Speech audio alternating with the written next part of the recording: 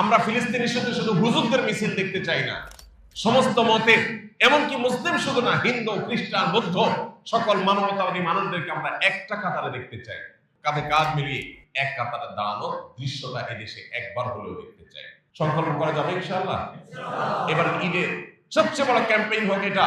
আমি ফিলিস্তিন ইস্যুতে একজন বাংলাদেশী হিসেবে তিনটি কারণে আমার লজ্জা অনুভব হয়, আমার কষ্ট হয়, দুঃখ লাগে। তার প্রথম কারণ হলো ফিলিস্তিন ইস্যুতে পৃথিবীর পশ্চিমা দেশগুলো, খোদ আমেরিকা, যে আমেরিকা নিজে এই হামলার সমর্থন যোগাচ্ছে, তার সমর্থন ছাড়া হামলা সম্ভব না। রাষ্ট্র এটা করলেও সে রাষ্ট্রের জনগণদের একটা বড় একটা অংশ তারা এই হামলার বিরুদ্ধে তারা প্রতিবাদ জানাচ্ছে, রাস্তাঘাটে নামছে, মিছিল করছে, সমাবেশ করছে। তারা তাদের জায়গা থেকে তারা ভয়েস রেজ করছে শিশু হত্যা, নারী হত্যা, এটাকে বন্ধ করার জন্য তারা নানাভাবে চেষ্টা চালাচ্ছে। জাপান, কোরিয়ার মতো পৃথিবীর অনেক অমুসলিম প্রধান দেশ আছে, যে অমুসলিম প্রধান দেশগুলোর হাজার হাজার মানুষ রাস্তাঘাটে বের হয়েছে। ওই সমস্ত অভিশপ্ত দেশগুলোর তাদের এম্বাসিগুলোকে তারা ঘেরাও করছে। বাংলাদেশের মতো দ্বিতীয় বৃহত্তর মুসলিম দেশ হওয়ার পর এই দেশে ফিলিস্তিন ইস্যুতে আজও পর্যন্ত গোটা বিশ্বের তোলপাড় হওয়ার মতো একটা গণজমায়েত, একটা গণমিছিল, একটা গণসমাবেশ, যেখানে লক্ষ লক্ষ মিলিয়ন মিলিয়ন মানুষ রাস্তায় এসে প্রতিবাদ জানাবে ফিলিস্তিনের পতাকা হাতে নিয়ে, এরকম একটা ঘটনা আজও পর্যন্ত দেশে হয়নি। এর চেয়ে লজ্জার বিষয় আমাদের জন্য আর কি হতে পারে? আমাদের দেশের ইসলামী দলগুলো, ইসলামী শক্তিগুলো, তারা প্রত্যেকে যার যার মতো আলাদা আলাদা ব্যানারে কাজ করে। ফিলিস্তিন ইস্যুতে মিছিল হয়, কিন্তু 50টা ব্যানারে, 50টা গ্রুপে, একটা ব্যানারে, একটা মিছিলে, একটা সমাবেশে গোটা দেশের সব মানুষ, দল মত নির্বিশেষে একটা কাতারে এসে ফিলিস্তিন ইস্যুতে একটু ভয়েস রেজ করবে। এই মিনিমাম কাজটুকু আমাদের এই দেশে আজও পর্যন্ত আমরা করতে পারি না। কত বড় দুর্ভাগ্য আমাদের। দ্বিতীয়ত, ফিলিস্তিন ইস্যুতে পৃথিবীর অনেক উন্নত দেশ, এমনকি অনেক অমুসলিম, তারা ইয়াহুদিদের পণ্যগুলো অত্যন্ত শক্তিশালী ভাবে বয়কট করেছে, এবং ইয়াহুদিদের বিভিন্ন বড় বড় ফুড চেইন সবগুলো মাছি মারার উপক্রম হয়েছে, সেগুলোর ব্যবসা তারা লাভের তুলে দিয়েছে। আমরা জানি অর্থনৈতিক যুদ্ধ এটা অনেক বড় যুদ্ধ। এই রমজান মাস বদর যুদ্ধের মাস। এই রমজান মাসে বদর যুদ্ধ হয়েছে। বদর যুদ্ধের মূল প্রতিপাদ্য কি ছিল? মক্কার মুশরিকরা যখন মুসলমানদের অর্থ সম্পদ সব রেখে দিয়েছিল, জুলুম করে আটকে রেখেছিল এবং খালি হাতে তাদেরকে মক্কা ত্যাগ করতে বাধ্য করেছিল, সেই সম্পদ পুনরুদ্ধার করবার জন্যই বদরের অভিযান নবী সাল্লাল্লাহু আলাইহি ওয়াসাল্লাম পরিচালনা করেছে। বদর যুদ্ধের মূল প্রতিপাদ্য হলো শত্রুপক্ষের অর্থনীতিতে আঘাত করো, তাতে তারা দুর্বল হবে। আমরা বদর যুদ্ধের চেতনাকে সামনে রেখে অন্তত ফিলিস্তিন ইস্যুতে আর কিছু করতে না পারি, আমার বিবেকের কাছে আমার একটা জবাব দেওয়ার জায়গা পরিষ্কার হওয়া উচিত যে আমার বাসার চৌহদ্দিতে, আমার বাসার চার দেয়ালের মধ্যে, আমার অফিসের চার দেয়ালের মধ্যে এই অভিশপ্তদের কোন একটা পণ্যের কণা, একটা সুতা পর্যন্ত আমি থাকতে দেব না।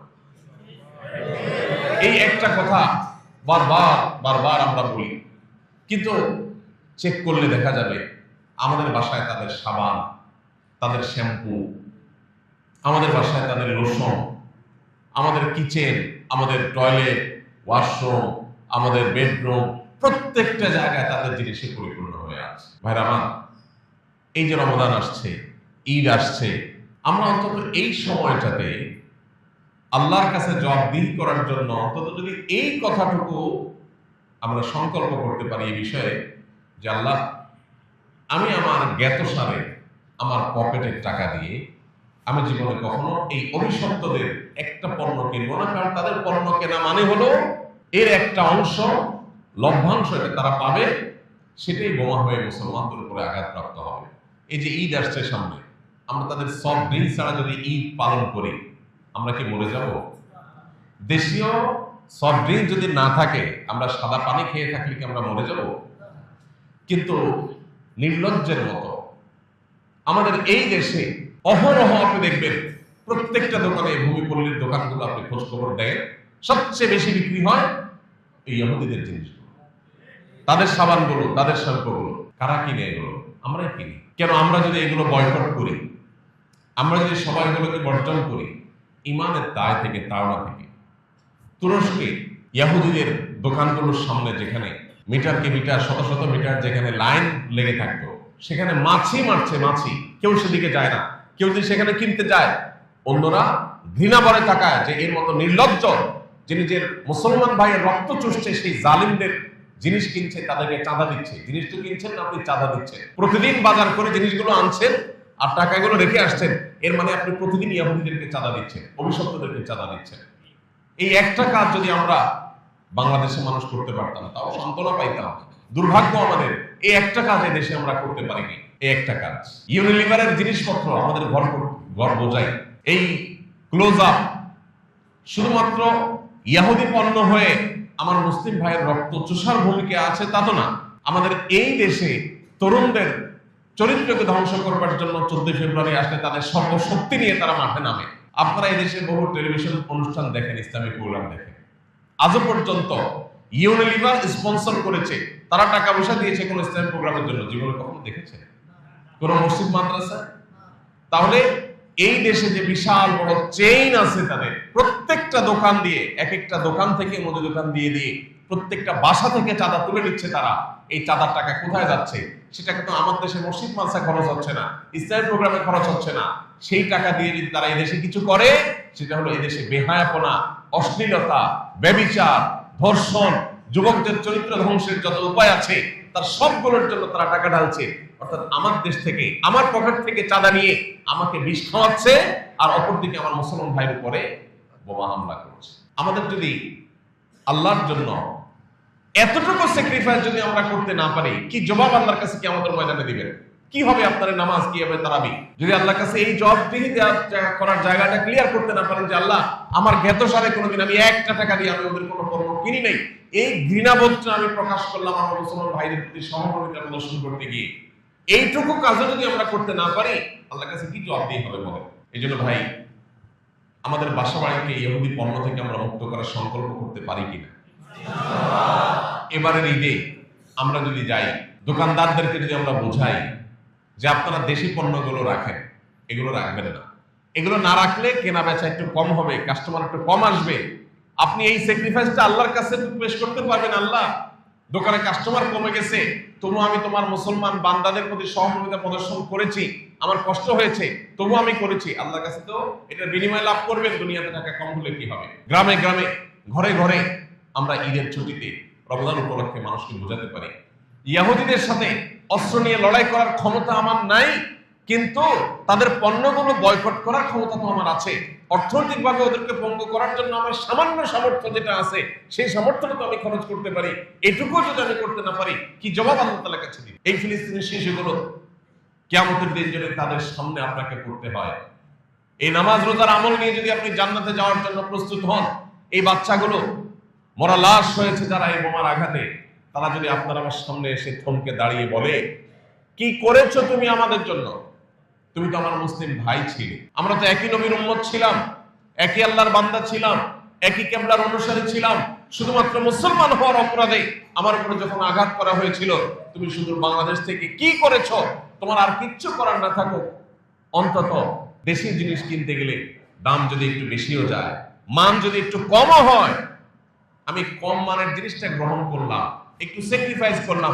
এটুকু স্যাক্রিফাইস যদি করতে না পারি, কি জবাব হবে আল্লাহর কাছে?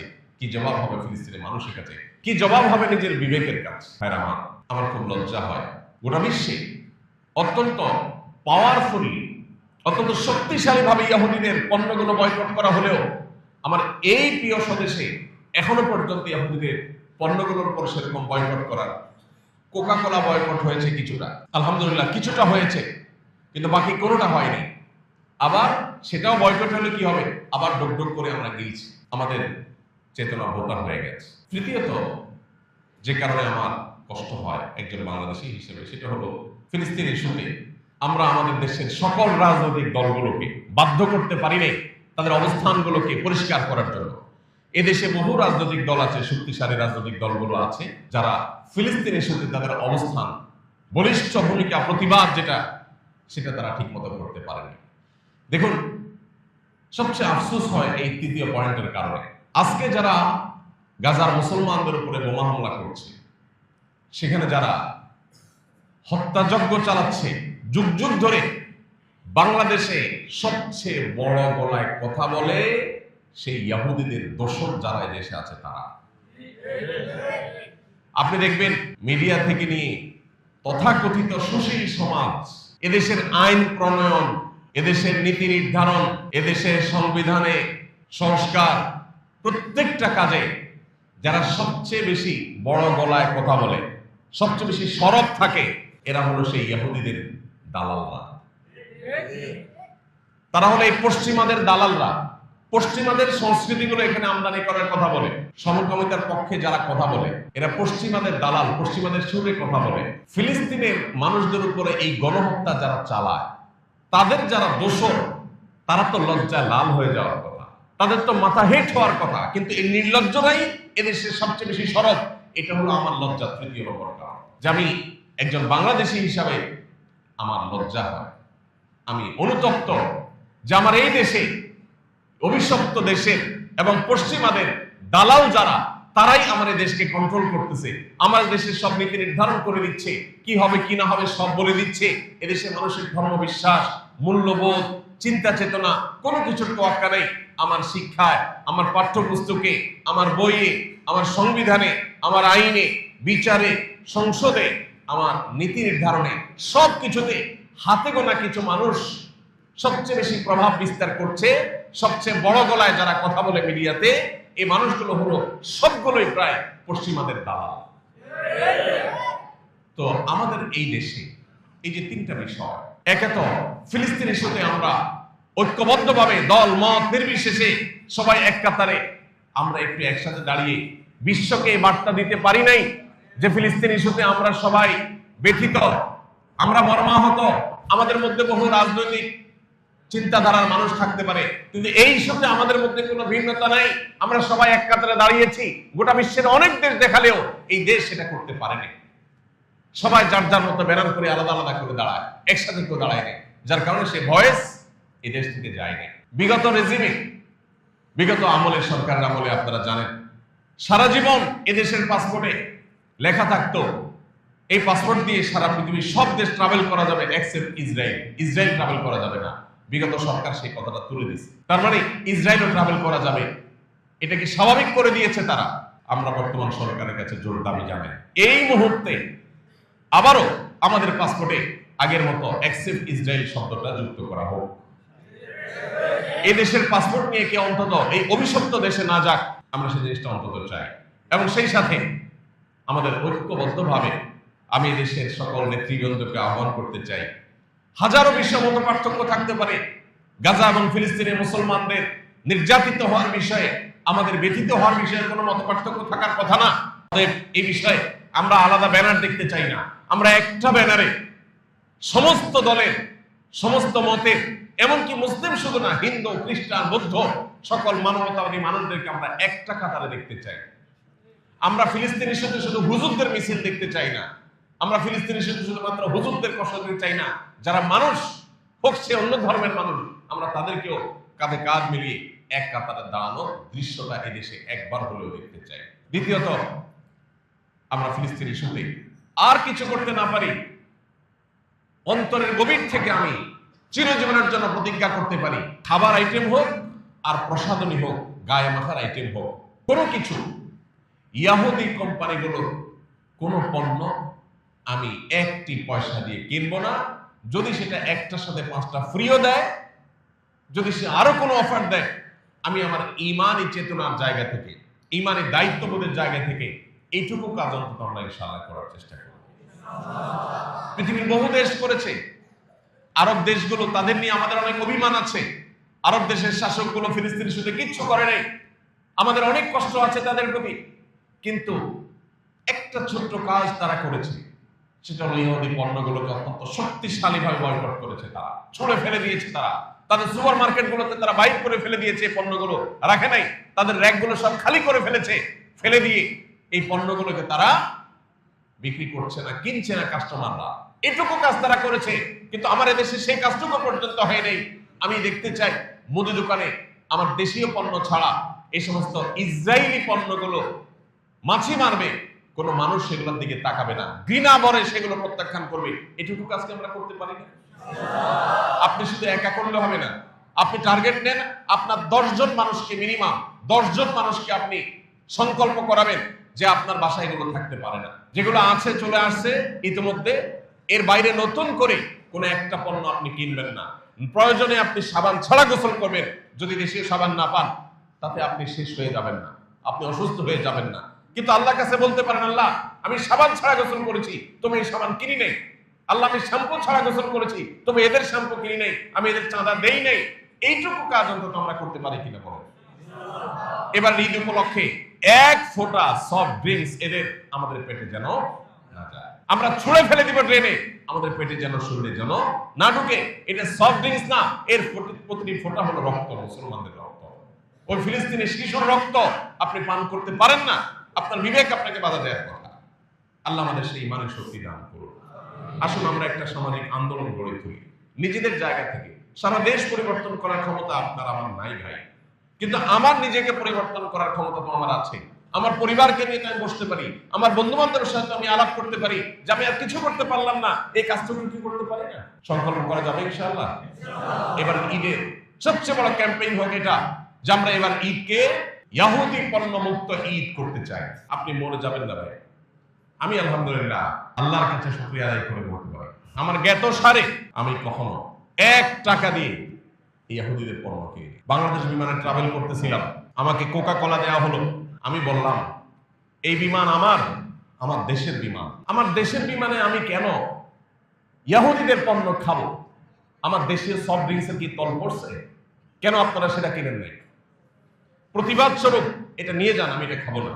একবার কোন একটা ফাস্টফুডের দোকানে কিছু একটা জিনিস কেনার জন্য গেছি, তো বলা হলো এই জিনিসটা নিলে সাথে কোকা কোলার একটা বোতল ফ্রি, না জানে পেপসি ফ্রি। তাই আমি বললাম Pepsi, Coca Cola, Fanta, Mirinda আর স্প্রাইট, 7 আপ, এই ইহুদিদের এই জিনিসগুলো তো আমি খাবো না। আমি এই অফারটা নেওয়া খুব দরকার ছিল, যেহেতু এটার সাথে এই জিনিস দিচ্ছেন, এর প্রতিবাদে আমি এটা নেব না আপনার এখান থেকে। ভাইরা আমার, আমরা যদি সবাই যার যার জায়গা থেকে সোচ্চার হই, তখন দোকানদাররা বাধ্য হবে তাদের সেটআপ পরিবর্তন করতে।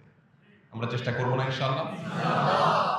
তৃতীয়ত, এই দেশে এই অভিশপ্ত ইহুদি, এই খুনি, এই মানবতা বিরোধী অপরাধী, এই গণহত্যাকারী, পৃথিবীর সবচেয়ে বেশি যারা আমাদেরকে সকাল বিকাল মানবাধিকারের সবক দেয়, সংখ্যালঘুদের অধিকার অধিকার বলে সারাক্ষণ মুখে জিগির তুলে না, কি করতেছে সংখ্যালঘুদের সাথে? এদের কোন নৈতিক অধিকার নেই আমাদেরকে অধিকার বিষয়ে সবক দেওয়া। এদের যারা দোসর এদেশে আছে, এই দেশেও দোসর আছে, বিভিন্ন মিডিয়া, বিভিন্ন আপনার প্ল্যাটফর্মগুলোর উল্লেখযোগ্য অংশ কোনোটা যারা নিয়ন্ত্রণ করে, এই দেশের খেয়ে দেশের পরে পশ্চিমাদের দালালি করা মুনাফিকরা এদেশে শরিয়া আইনের কথা শুনলে তাদের গায়ে আগুন জ্বলে। তারা এদেশের মুসলমানদের চেতনার কথা শুনলে তাদের গায়ে আগুন জ্বলে। তারা পশ্চিমাদের ধ্যান ধারণাগুলো আমাদের উপরে চাপিয়ে দিতে চায়। আমাদের একটু নড়ে চড়ে বসতে হবে। আপনি যদি মুসলমান হয়ে থাকেন, তাহলে ইহুদিদেরকে আপনি পাচ্ছেন না। ইহুদিদের দোসররা এদেশে আছে, অন্তত দোসরদের গলার আওয়াজ যাতে নেমে যায়, এজন্য আপনি ভূমিকা রাখেন। এদের উচ্চ আওয়াজে এদেশে যদি গলাবাজি চলে, তাহলে সেক্ষেত্রে এটা আপনার আমার জন্য লজ্জা যে আমার ফিলিস্তিনের মুসলমানদের রক্ত চোষাদের দালালরা তারা এদেশে বড় গলায় কথা কিভাবে বলে, তারা কিভাবে এদেশে তাদের প্রভাব বিস্তার করে। এর বিরুদ্ধে আমাদের সবাইকে সোচ্চার হতে হবে। আল্লাহ রাব্বুল আলামিন আমাদের দায়িত্বটুকু আমাদেরকে পালন করার তৌফিক দান করুন।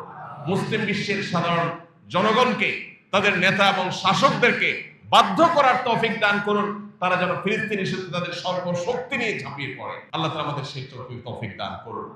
আমরা শুধুমাত্র ইসরায়েল ভবিষ্যৎ রাষ্ট্রের কথা বলছি, শুধু তারা কেন, আজকে আপনি আমেরিকা বলেন, আমেরিকার অনুমোদন ছাড়া এই হামলা কোনোদিন হতে পারে না, অসম্ভব। তাহলে আমরা কি ন্যূনতম ইমানের দায়িত্বটুকু পালন করতে পেরেছি? আমরা অন্তত এই অন্যায়, এই অবিচার, এটাকে যারা সমর্থন যোগায়, এটাকে যারা সাপোর্ট করে, বিশেষ করে পশ্চিমা দুনিয়ার দিকে তাকালে দেখবেন বেশিরভাগ দেশগুলো এটাকে সাপোর্ট করছে। আমরা কি তাদের বিরুদ্ধে অন্তত ন্যায্য প্রতিবাদটুকু শক্তিশালীভাবে করতে পেরেছি? পারি। আল্লাহ তাআলা আমাদের অক্ষমতাকে দূর করে দিন, আল্লাহ আমাদেরকে সক্ষমতা দান করে দিন।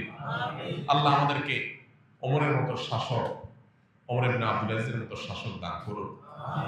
আল্লাহ আমাদেরকে সাহাবায়ে কেরাম রিদওয়ানুল্লাহি আলাইহির মতো ঈমানের শক্তি দান করুন। আল্লাহ আমাদের ঈমানে ভ্রাতৃত্ব নসিব করুন।